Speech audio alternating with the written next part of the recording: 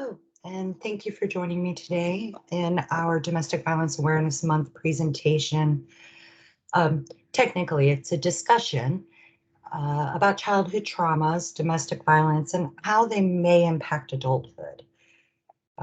Ultimately, we are celebrating Domestic Violence Awareness Month, and our goal is to just raise awareness on how things in childhood that do occur might impact us as we go into adulthood, and ways to hopefully prevent those things that may be traumatic from becoming problematic later in life. I'd like to begin today by inviting you to navigate to pollev.com. I have the full link there, or you can utilize your device to scan that QR code to take you over to answer the ACEs inventory. It's really quick, just assessment. It is anonymous. No one will see these results except for me. I'm not collecting any emails or anything that will tie this back to anyone. Any information that I do receive through this inventory, all that it'll be utilized for in the future literally is maybe developing trainings that might help to focus in on some skill building as a result of this inventory. But beyond that, there's really, it's for your awareness of what I'm speaking to when I'm saying ACEs. Okay. As you do that, just like to take a moment, just ask you to just contemplate that if you're having some challenges staying motivated, I invite you to read this article that actually was written in 2020. Um, it really does speak to how things from our childhood might manifest in adulthood. But for example, when you look down below where the bullet, it states survivors believing that they're flawed, broken, worthless, and unlovable. When you're an adult, this could exhibit itself as just having a lot of self-loathing. And that could be having challenges forming healthy relationships. And that doesn't necessarily mean romantic partnerships. Those could be healthy parent-child relationships, both with your parent or as a parent. Could be friendships, your work relationships, but maybe if you struggle to have healthy relationships, or you do have that struggle, you understand that you have that struggle, and you really internalize that as self-loathing or you being a lesser than person, those could actually be pointing to unresolved wounds from your childhood. But, you know, and that's what it states in that second bullet below. Um, excuse me. And then I want to direct you back up to that bullet regarding psychological, also known as emotional violence. And I just want to say that maybe that's, I'm doing air quotes you can't see, but maybe that's all you experienced was some emotional violence. And I'm not trying to lessen that experience because I know that it can be hugely impactful. But these would be things such as verbal cruelties, maybe growing up being told you were ugly or stupid. Those words do have a lasting impact. And research has found repeatedly that psychological violence does have comparable negative outcomes to physical and sexual violence. And I share all that in that you may have only, again, air quotes, only experienced emotional or psychological violence, but it could still be impacting you in adulthood. And because we do have, as a society, that that lens that emotional violence is lesser than physical violence, we may not always realize how impactful that could be as we're coming up through the world. So at this point, I assume those who wanted to have a look at what those ACEs are did have a chance to go through that quick assessment, and you can see that really those adverse childhood experiences are could be fairly common depending on where you were raised and your socioeconomic status and things of that sort. But ultimately, what you see is that there are potentially traumatic events in childhood, and when we're these ACEs, we're actually only assessing children or things that occurred in children ages 0 to 17, because once we're age 18, we're considered an adult. So they don't assess for those things that happen at that point.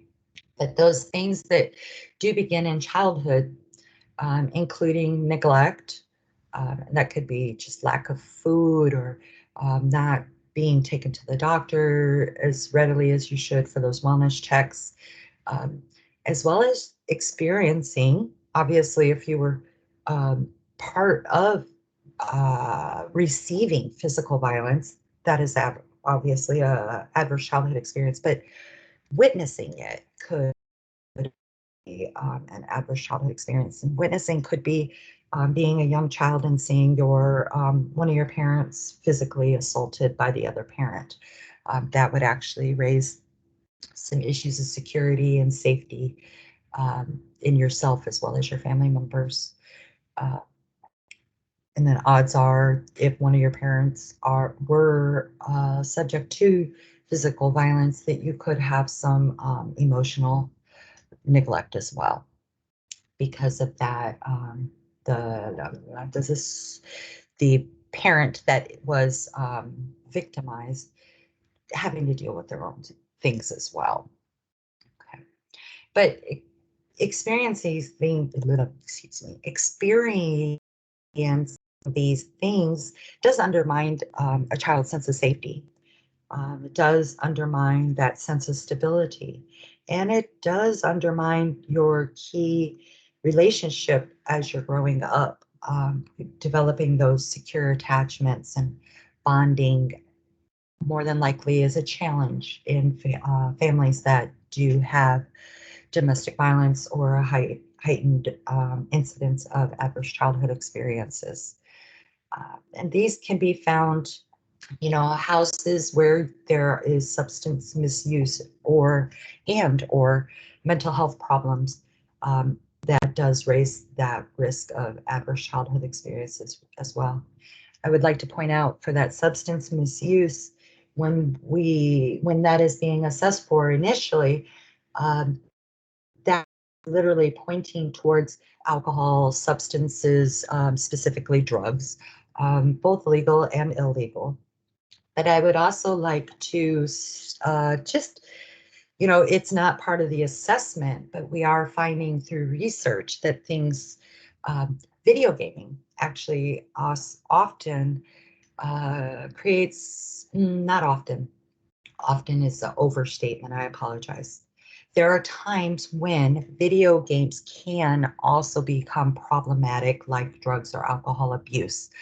And those would be, if we're gaming so much that we are neglecting the physical or emotional needs of the children, that becomes a possible adverse childhood experience as well. So just keep that in mind. Video games can be problematic. But ultimately, these ACEs are shown to have a negative impact in development. And that, when I say development, we're speaking very general. That's physical development, mental development,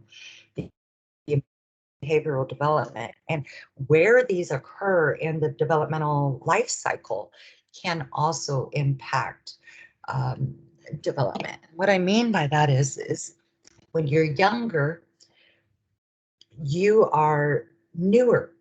You're learning new things. So if you're at that basic structure, you're trying to build a very strong foundation for a child, but that foundation has some pebbles thrown in it that could create some weaknesses later on because it is not secure. It is not stable.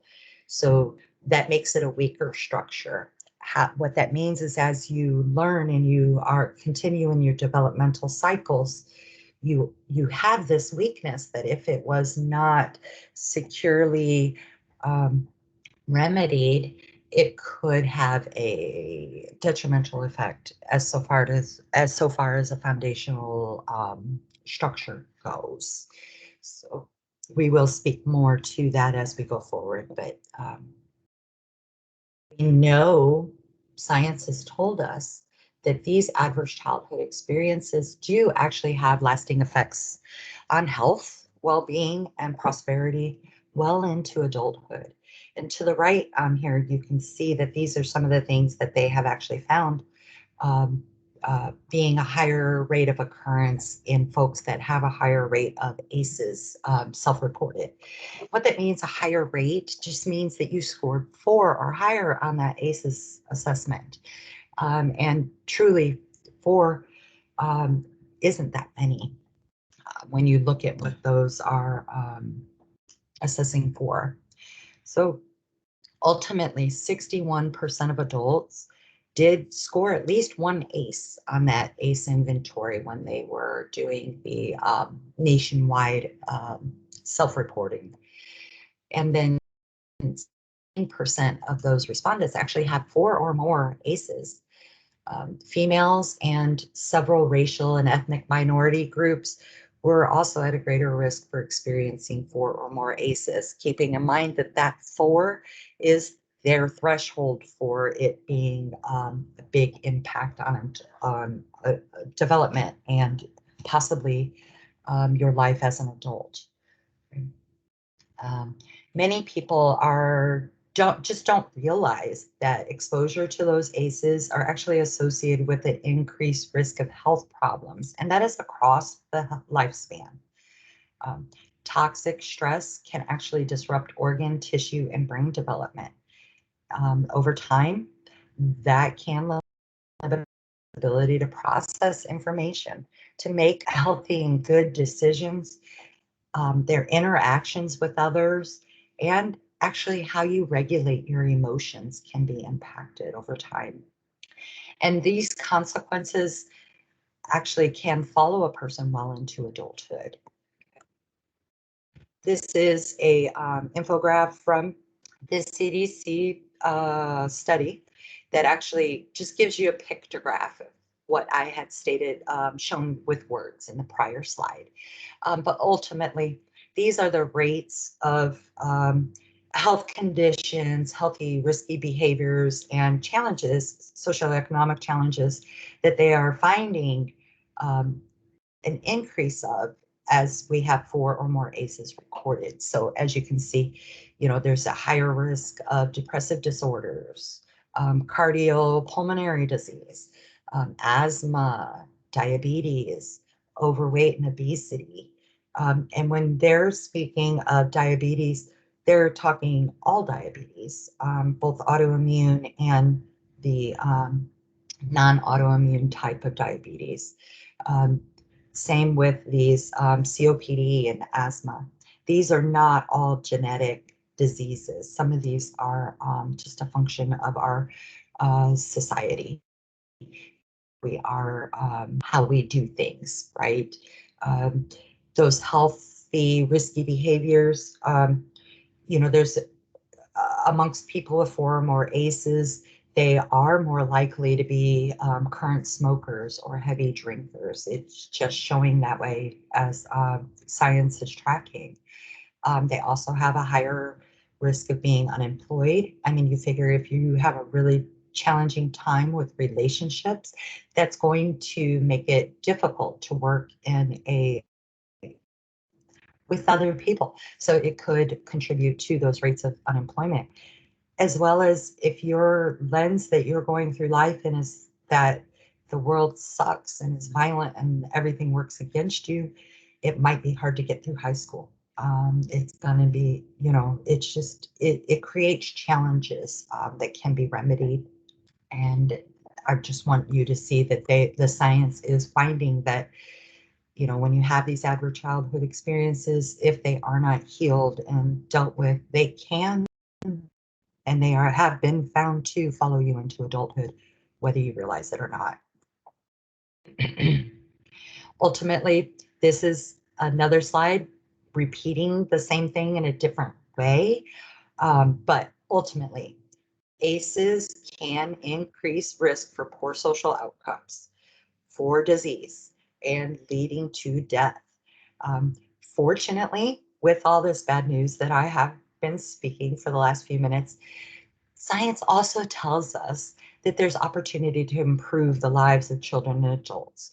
We do have protective factors that we can work in and build with to help decrease the impact of these ACEs. And ultimately, that is what we really, really want to be focusing on, quite frankly. Right? And then this is, if we could prevent ACEs, we could reduce a large number of health conditions. This is an infographic from Vital Signs from November 2019. These are huge numbers. If we decreased the impact of ACEs, we could make a major impact on our healthcare system and our mental well-being as well. So I just want to take a little bit of time. We're talking to recruiters. So I just want to share this data, like from your lens, through your lens. How might this impact you as a recruiter, and how might you be able to utilize this information as a recruiter to maybe be able to pick up some additional recruits? So, this first slide, I'm literally just speaking to, when you have that does have 4 or more ACEs.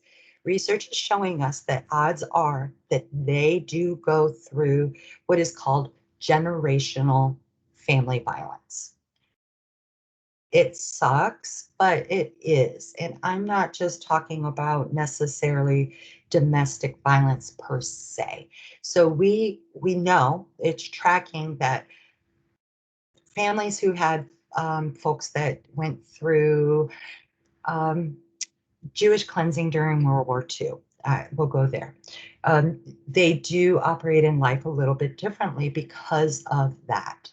And what that means is that they have some habits and ways of being and thinking that do protect them.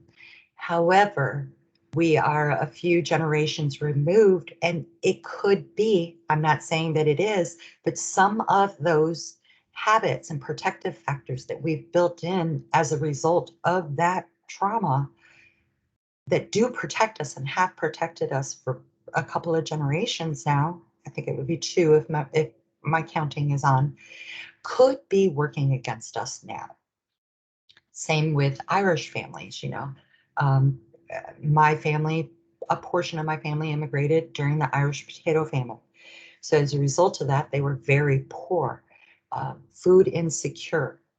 And as a result, my family, we do have some habits and ways of being that are actually a result of that. Specifically, we everybody works very hard to not be poverty stricken. Everybody is very food secure. My family are definitely preppers when it comes to having plenty of food in the cabinets. When COVID started, I had friends who were rushing out to stock their cabinet.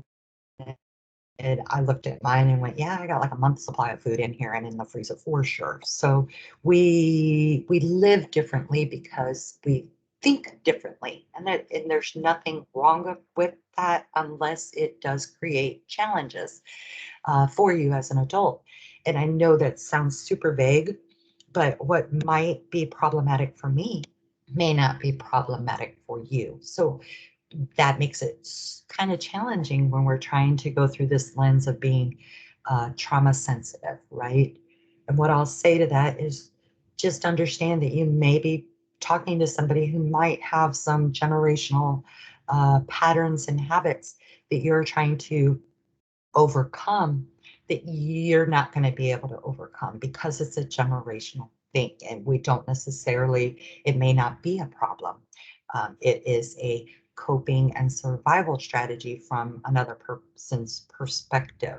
So I say that to you as a recruiter, that if you understand that and you come to the family from a perspective of being understanding of those family and generational challenges, and understanding that, uh, just being understanding of that often will open some communication up. And then you can speak about the benefits that Army can offer to those families to help overcome um, those factors. So these, we all know that TRICARE is a great resource for folks. We know that steady pay, steady paycheck, and knowing that you're going to be taken care of as long as you're supposed to be doing as well. There's a lot of security and safety that comes with that. But beyond that, we do offer, as a military to folks, lots of other things that can help build the families up. So these would be things like this training. We offer many different trainings.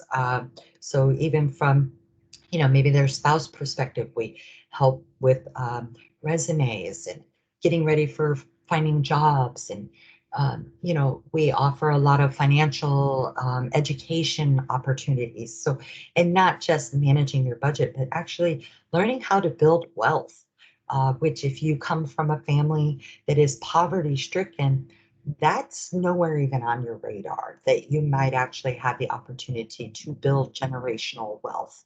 So these are conversations that could very well be very persuasive towards those folks, even when they do come from a family that does have many traumas or possibly many adverse childhood experiences, because maybe they're from a severely impoverished background. Maybe they're their first, maybe they're first generation high school graduate. That's a huge deal. And that's something to be celebrated. And knowing that if that's the case, they have a lot of other hurdles they're going to be overcoming going forward. Um, and just understanding what the Army has to offer to help them overcome those hurdles could be advantageous as well. Excuse me. And in addition, we're just going to go, me, no, last week, the Army, the military, the DoD actually put out a report. They did a military teen experience survey at the beginning of this year, 2021. And it was literally just a survey self-reported by teenagers, all military teens. Okay, so I'm sharing because what this survey actually taught us was that most of the kids, a majority, where is it? 65% of military teens actually have a desire to use military. This is hugely important from a recruitment perspective. And I'm sure that you're probably aware of this already, but I wanted to share the rest of this report with you because I do think that it is very important for us to understand, and it speaks to the topic that I'm presenting to you today. So we know that of the teens that did take this survey, about 41% were actually current active duty military teens. Okay. And then the remainder of them, those are actually broke out too. So a huge amount of them, 27% were National Guard, 13% reserves, and retirees and veteran families make up about 19% of respondents. That National Guard response, in my lifetime, it seems, right? This year, National Guard has been activated more often than they had in years past. So I feel like that 27% of the National Guard respondents might actually be very relevant when we're speaking about these survey results. Okay. Excuse me.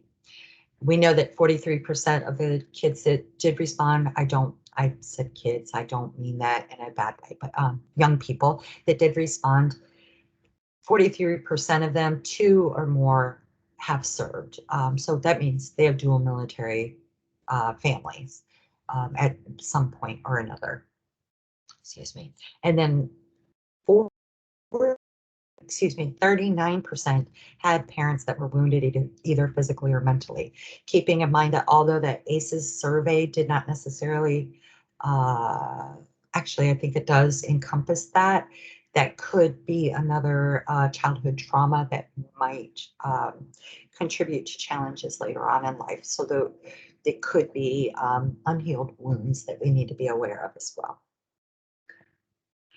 Now, that 65% of those military teens have a desire to serve in the military. That's a huge number, especially when you compare that to the 2019 DoD data that says only 13% of Americans aged 16 to 24 said that they would be interested. So we know that our military teens are a huge recruiting market, right? So we need, from my perspective, if we help these teens understand that they are supported as teenagers, that would help increase their likelihood to enlist. Just perspective. My concern is that 42% of those respondents report experiencing low mental well-being on a very well established scale, right?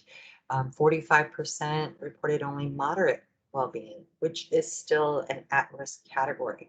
So let me refocus that for you. 87% of the respondents were in a challenging place for their mental health and well-being. That is a very big concern, both from a recruitment perspective, because we're recruiting these kids that may not be ready to have as much responsibility as we're giving them, may not be equipped to handle the stressors that come with being a soldier. So I say all that to say that we need to be making sure that we're taking care of our teens. We know that our military teens move a lot. The data is here on this slide. 62% of these teens actually reported having moved between 1 and 5 times. That's a big number, and we do expect by your teenage years you would have moved at least once with the military. Imagine those 6.73% of kids that have moved 11 or more times with the military, how much more stress they have undergone in their childhood that may or may not have been supported well. So we just need to be aware of that. Okay. Schools provide a lot of education and a lot of support for our teens. So when we're moving, from a DODS, like a DODS school to a DODS school, or even from like a child and youth service and maybe utilizing civilian school systems. But those civilian school systems, if you're near an installation, do have school liaison officers that work with those civilian schools to help facilitate the needs of our military children. Those are wonderful things. But when we're out here in recruiting, we don't always have those school liaison officers working with our school systems to make sure that our kids have the supports that they need. So I encourage you to utilize your soldier and family assistants and your FAP coordinators in the recruiting to make sure that you're getting those resiliency skill building opportunities that we do offer through our DOD schools, through our CYS services, because that is how we operate in the military. When we're in our military structure, we have things built in that are there to help build those skills and build that resiliency with our youth. So when we're out here recruiting, we do need to be aware of that so that we can work a little harder for the benefit of our children, and later, obviously, to the benefit of our military structure, because a big chunk of our teenagers want to enlist later. Okay. Okay. And this is my final slide on this military teen experience. But as you can read here, our teens are actually, 11.34% of those who responded actually state experiencing domestic abuse or violence in their homes. Excuse me. And that would be separate from child abuse. So, and that is also separate from dating violence. So these teens, what is that? 11.4, 16, 21, 20, about 22% of our kids in general are experiencing violence in their youth. And then as you can see, 17.25 actually selected multiple answers to the question. Fortunately, 57% experienced none of those. So that is wonderful news, but our concern is that 43%, 42.81% who did, those consequences could be substantial. So we do need to be aware of that so that we can work with our youth. Excuse me. And then finally, that report does also show that our children, our teens are also experiencing some food insecurity here and there. And that is concerning. Just keep in mind that, use food banks, file for WIC, go ahead and apply for food stamps. You need to utilize your resources and take advantage of them as they are and as you have them. Okay.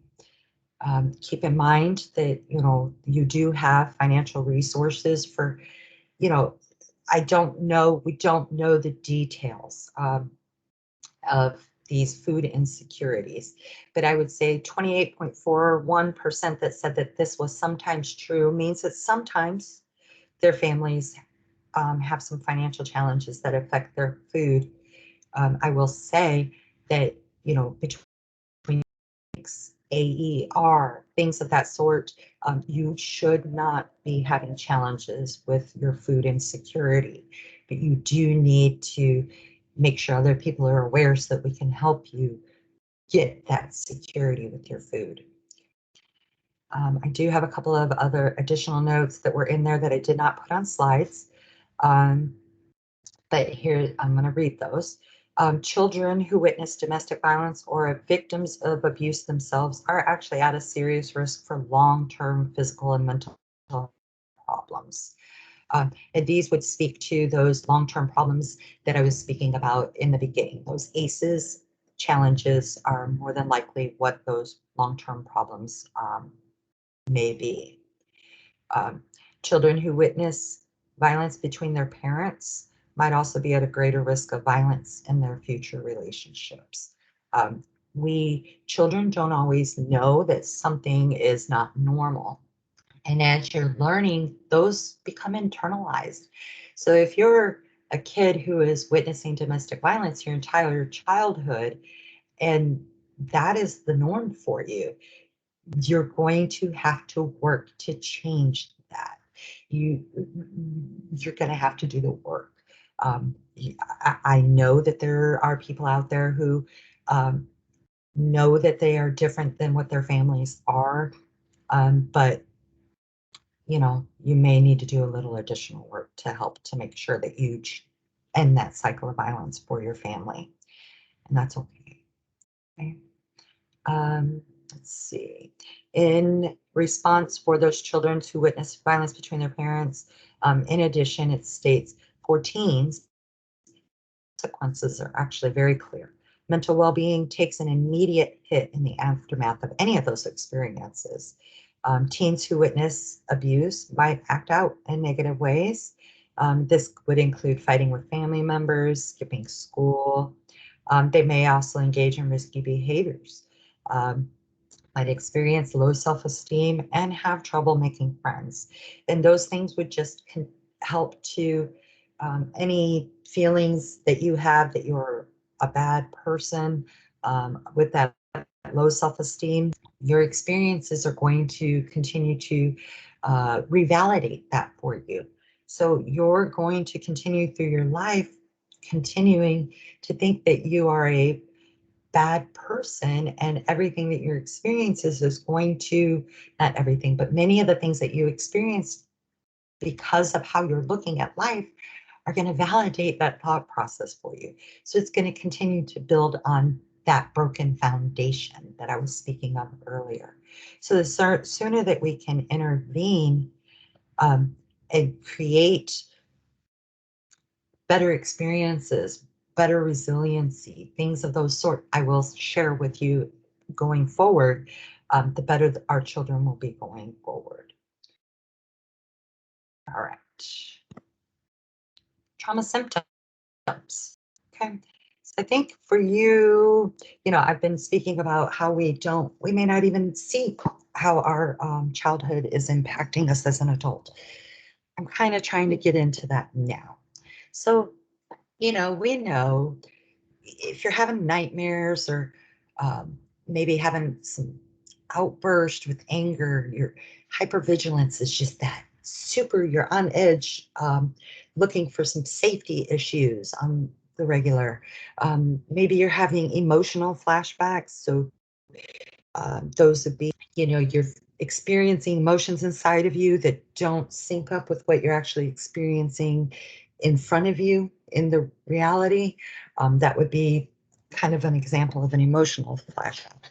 But these are symptoms that are well known, and that we can actually link back to possible childhood traumas. And when I'm saying little t traumas, so these could be, just uh, like a one-off incident of things going bad, you could still have some repercussions of those traumas.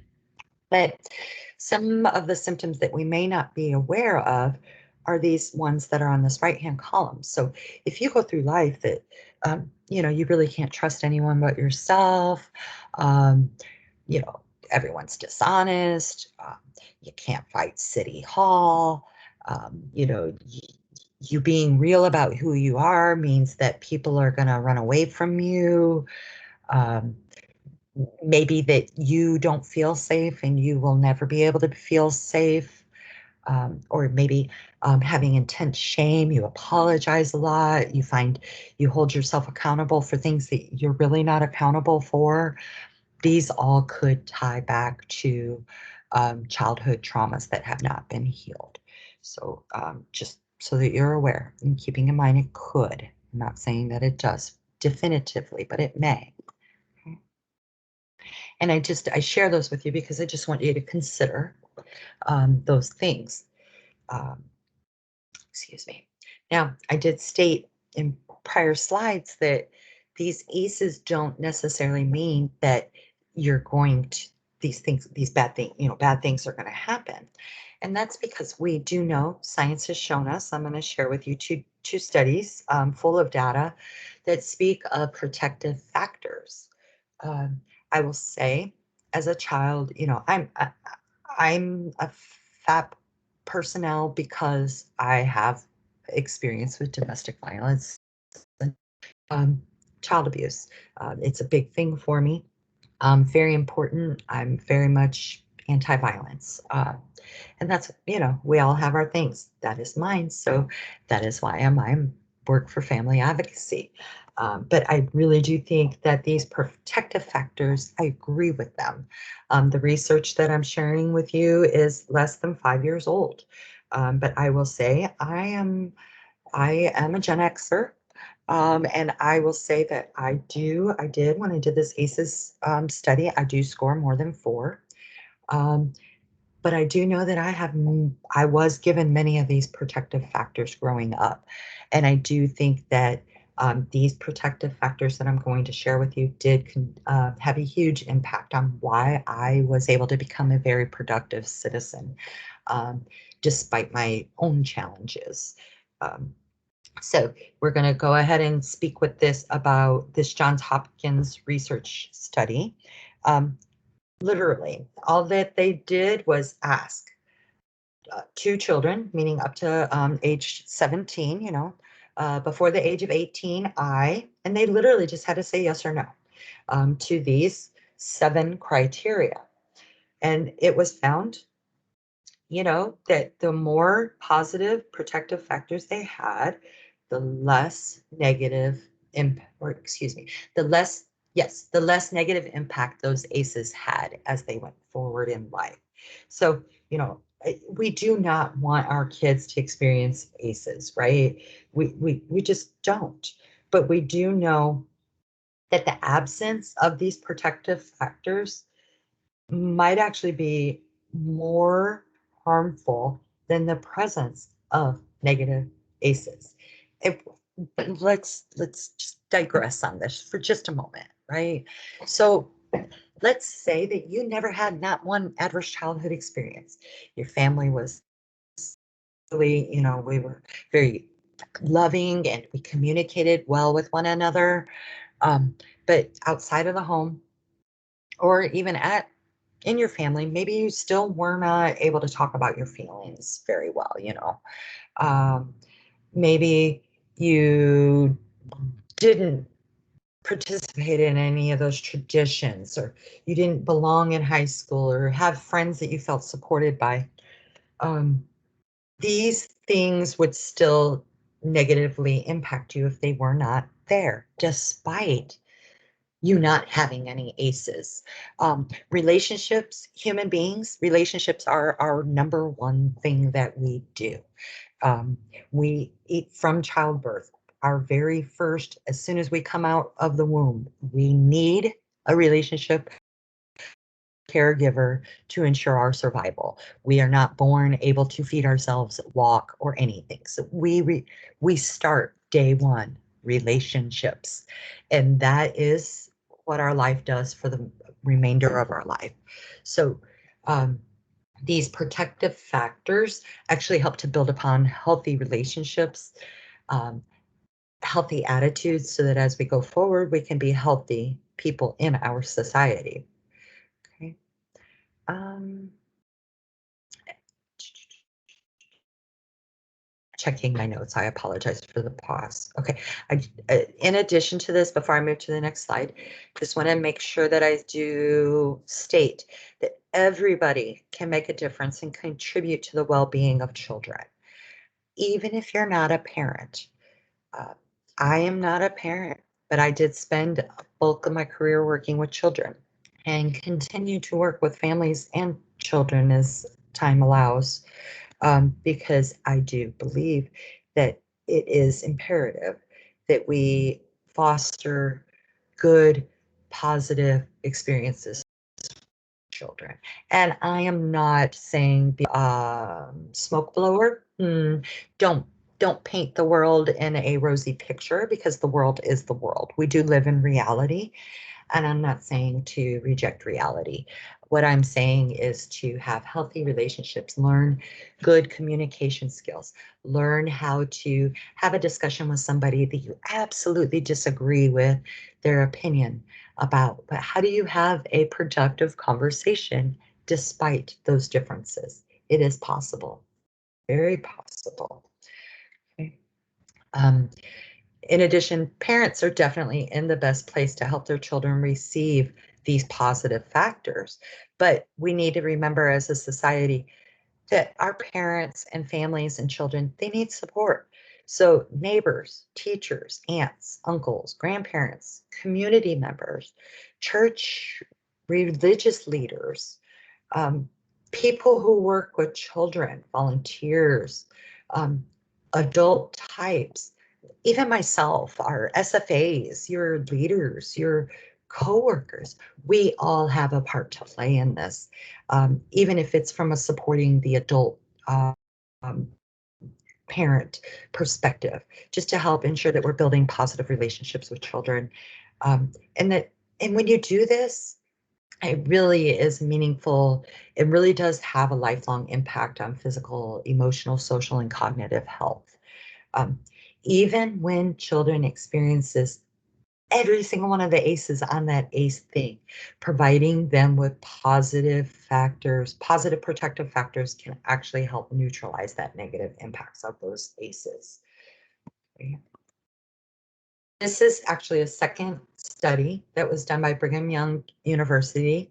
You'll notice that the Oh my word, how it was administered is exactly the same. I'm just, we're going to ask you to answer yes or no to these 8, 9, 10 factors, and it's just a simple yes or no.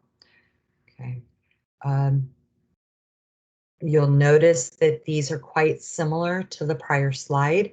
That's why when they are, current studies are actually combining both to make them a combined protective factor. That's why I'm reporting them in this way, because they do have a couple of differences, but the commonalities, they're not tracking any differences with the responses, regardless of them being similar.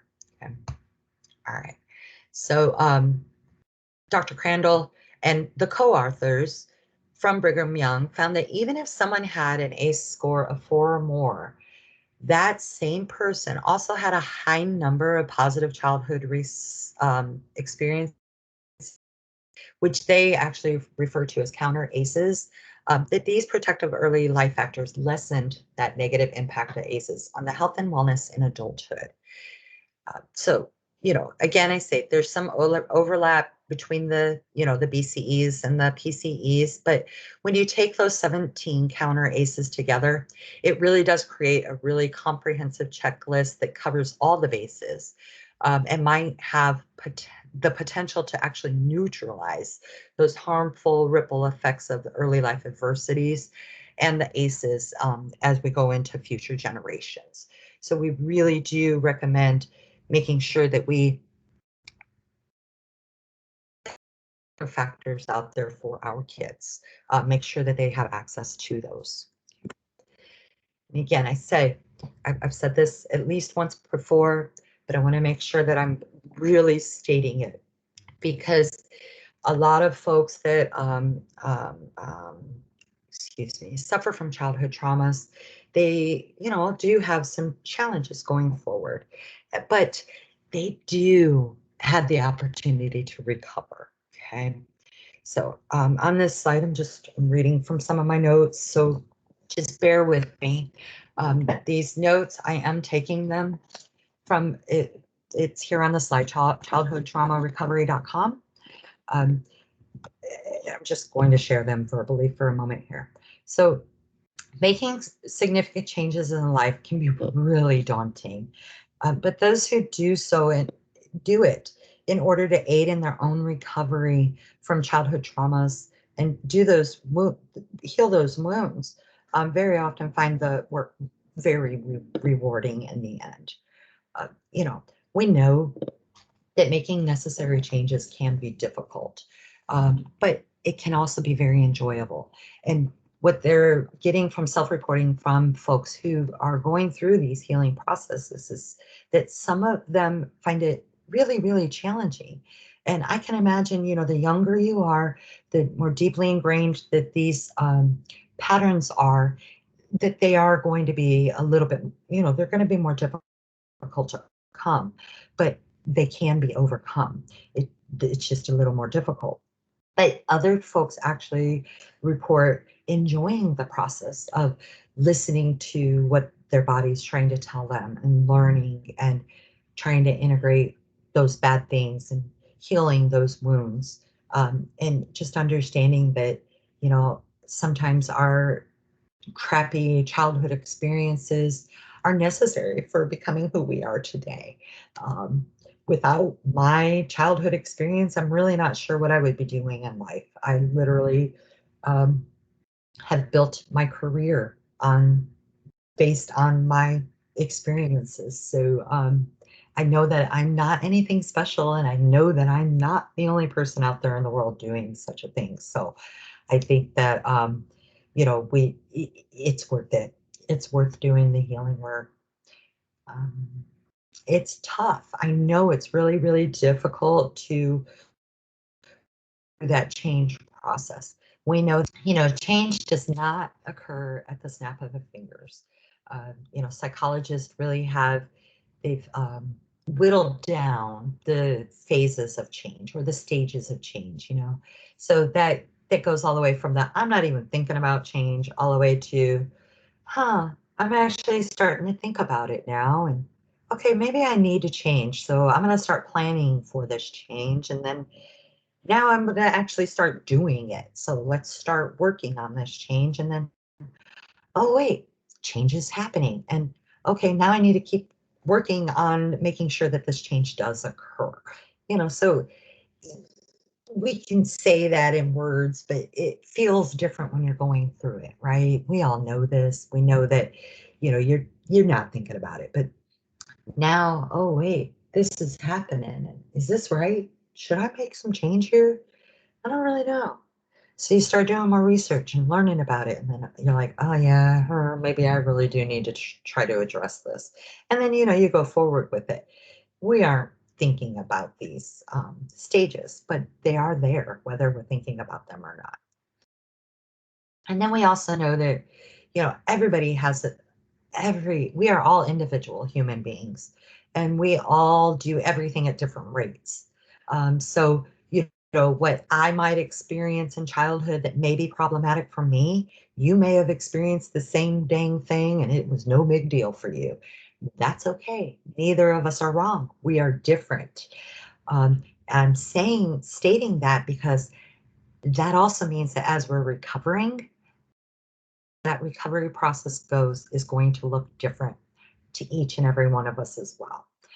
So what might work for me may not work for you. And so we also know that we all need different levels of support. I say all this to say that we just want to make sure that we're being a good, supportive person in that healing journey for those people. Because the more support that a trauma survivor does have, the quicker the recovery is likely to occur. And that's really important. Um, Often a recovery interpersonal childhood traumas, and this is like when I mean emotional abuse, physical abuse, sexual abuse, and neglect. It is not a steady progression upwards. Um, you're going to have ups and downs. We've all heard that saying, 2 steps forward, 1 step back, 3 steps forward, 6 steps back, 2 step, but the overall, that is how you are healing when you're working on healing through trauma. That is a common pattern of healing. It just is. But the overall trend is upwards. Just imagine the recovery being represented like on a vertical axis of a graph.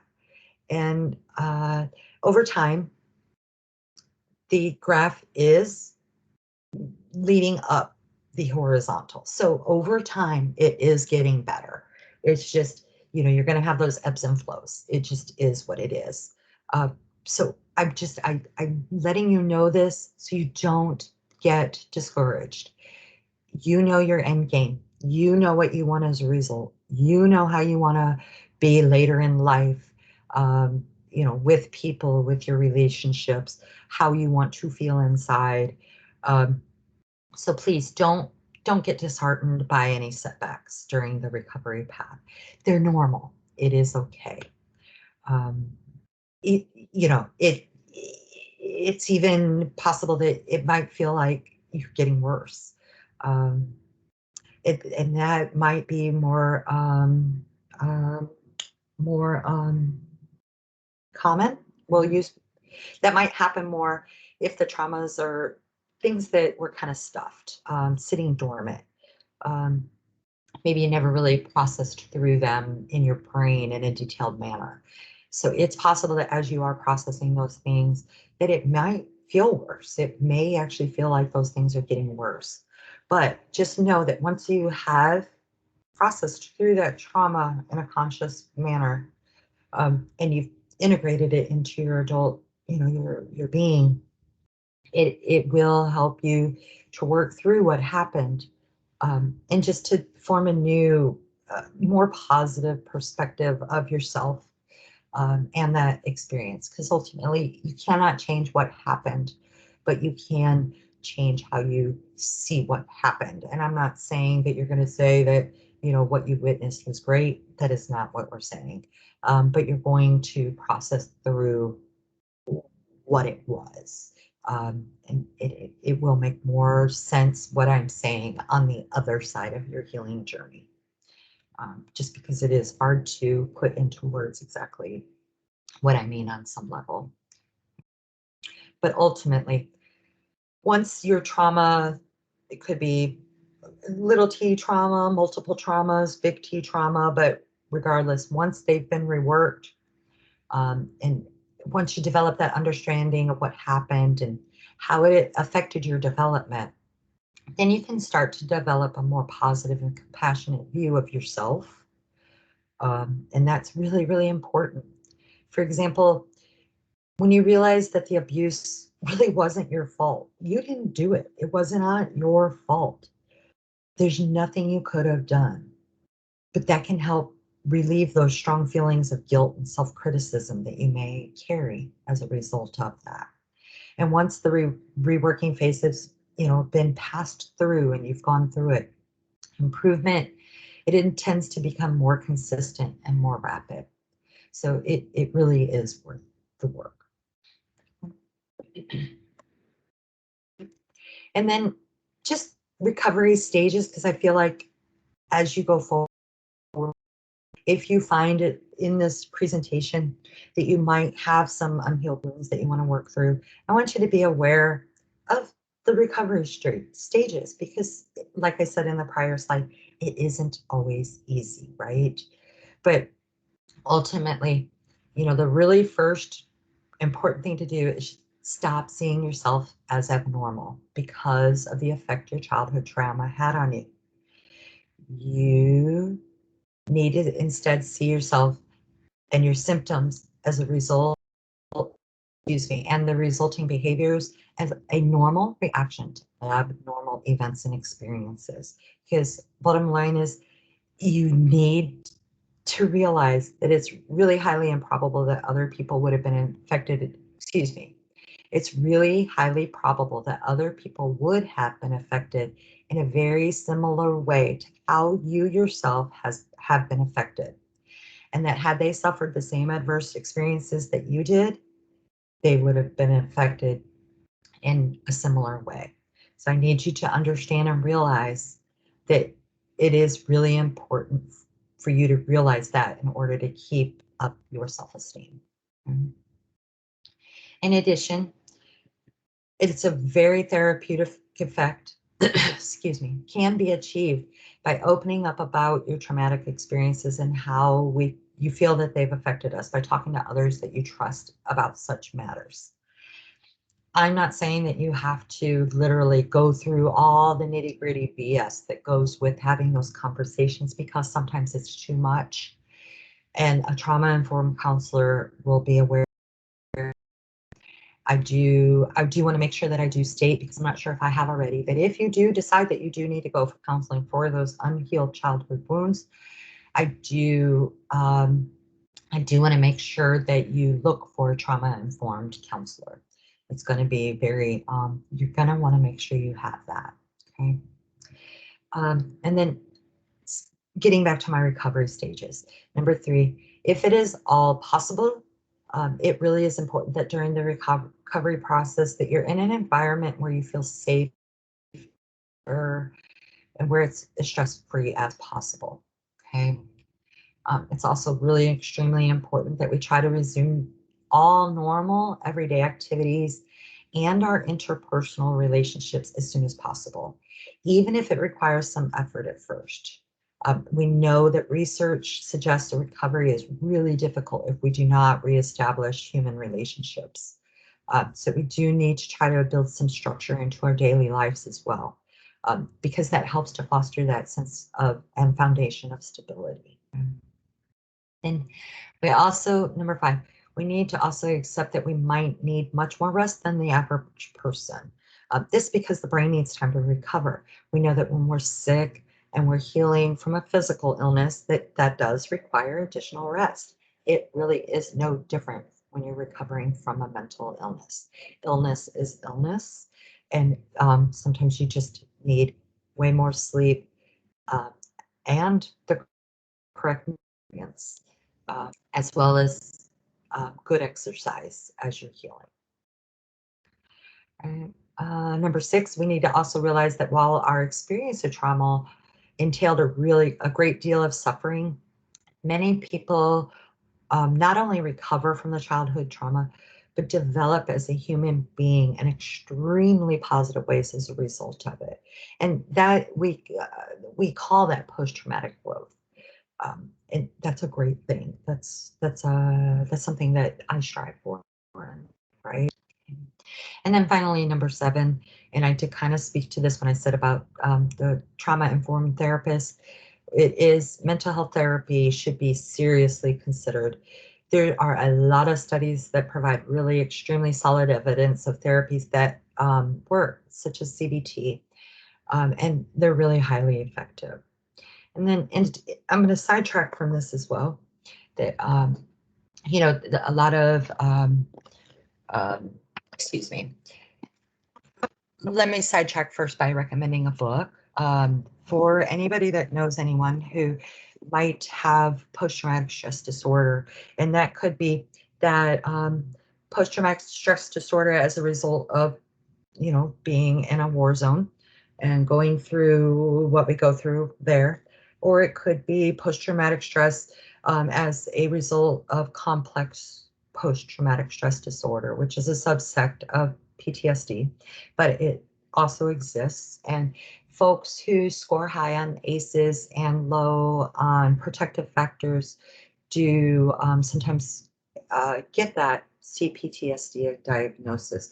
I'm saying all of that to recommend an actual book to you that actually speaks really well to PTSD and how it affects your body, your mind.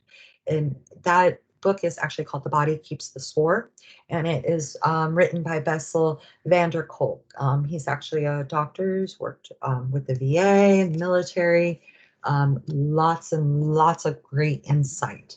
It is a great book to read, and it's very eye-opening, both as someone who may have PTSD of any type, or someone who may love somebody with PTSD of any type. It will actually help you understand the challenges of both the diagnosis and the healing process. In addition to that resource, I do want to make sure that you're aware of your resources throughout USAREC. Again, I am the USAREC Family Advocacy Program Coordinator for the 3rd Recruiting Brigade, but you are encouraged to reach out to any of your FAPCs in your brigade. You do have my contact information on the last slide. If you're welcome to contact me and I will help point you in the correct direction.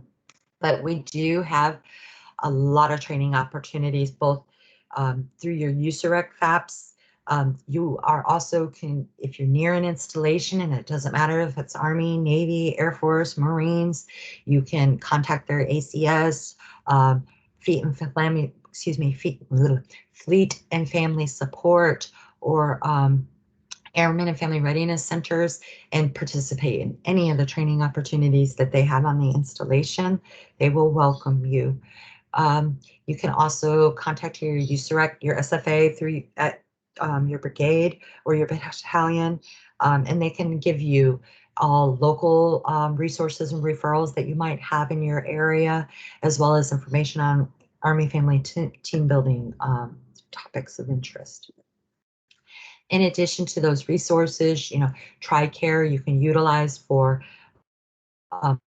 counseling, and then if you just need non-medical counseling. So maybe you just have some unhealed wounds that you do not have a diagnosis that goes with those, which is very possible.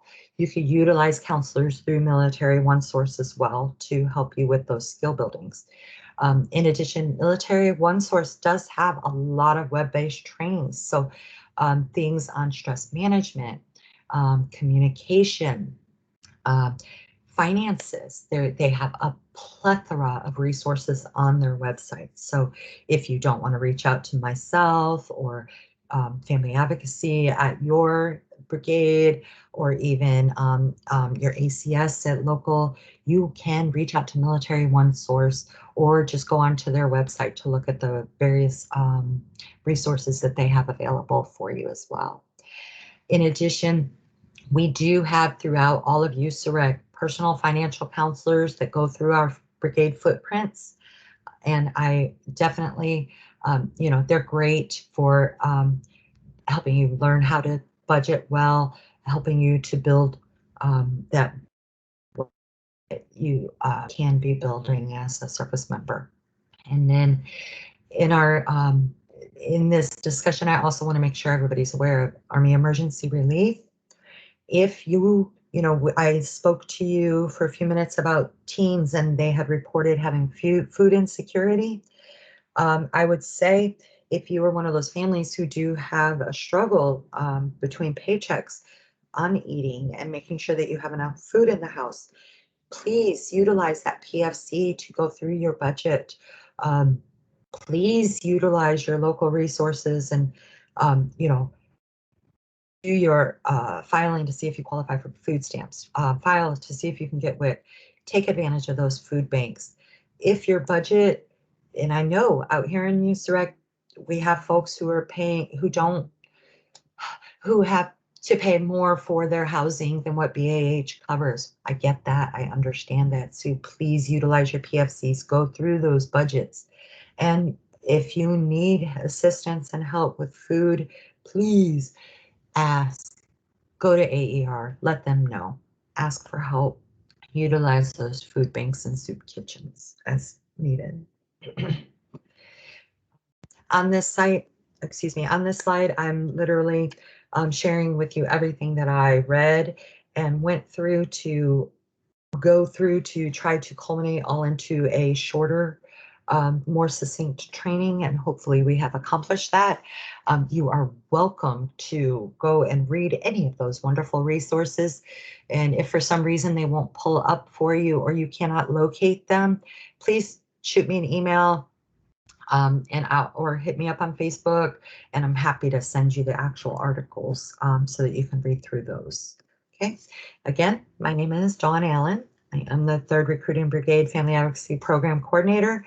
Contact information is here on the screen, and thanks. If you would like to contact your Brigade FAPC, you can call to the 800 number and just hit the number for your brigade, and it will go to their office. For the 3rd Brigade, please use this phone number to get in touch with me because I am teleworking and I cannot forward my line to my cell phone. So please, that is how you contact me.